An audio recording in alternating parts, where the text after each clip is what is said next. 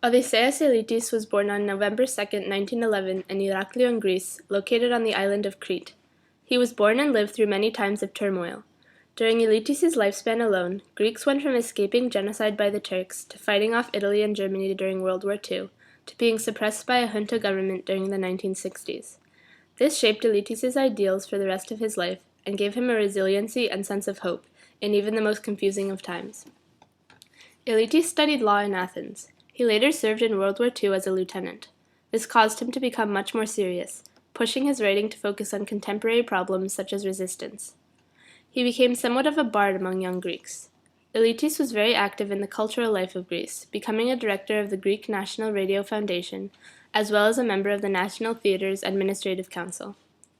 Unlike previous poets who tended to glorify ancient Greece and Byzantium, Elytis related his poetry to present-day Hellenism.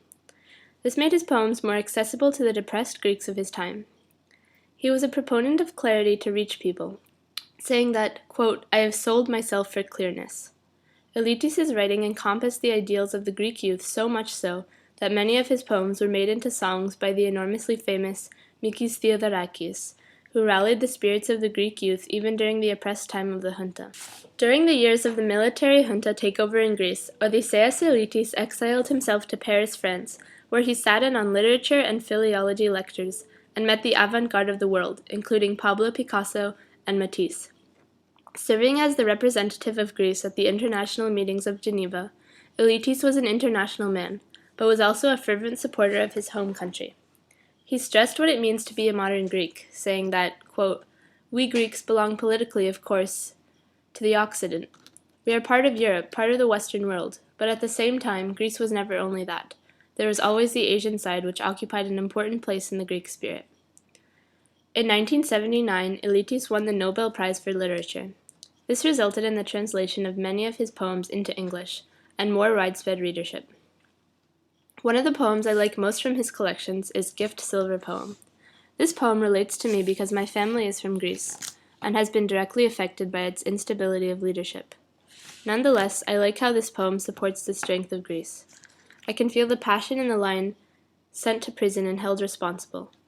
I sense the feeling of betrayal in his use of the second person in stanza 4. Elytis' strong metaphors effectively put the reader in his position. In stanza 2 he says, "Since the sun and the waves are a syllabic script." This is also alliteration. Another use of metaphor is when he compares the motherland to a fresco that needs to be restored. Gift Silver Poem by Odysseas Elytis. I know that all this is worthless, and that the language I speak doesn't have an alphabet. Since the sun and the waves are a syllabic script, which can be deciphered only in the years of sorrow and exile. And the motherland a fresco with successive overlays, Frankish or Slavic, which, should you try to restore, you are immediately sent to prison and held responsible, to a crowd of foreign powers, always through the intervention of your own, as it happens for the disasters.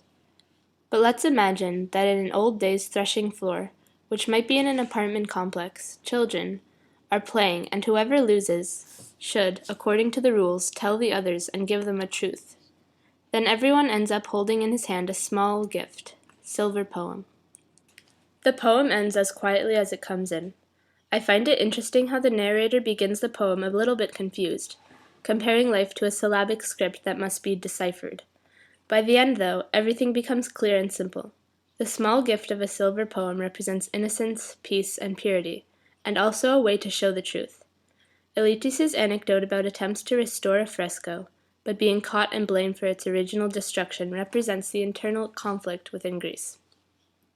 When the author compares foreign relations with child's play, his idealism kicks in, and his desire for it to be so simple.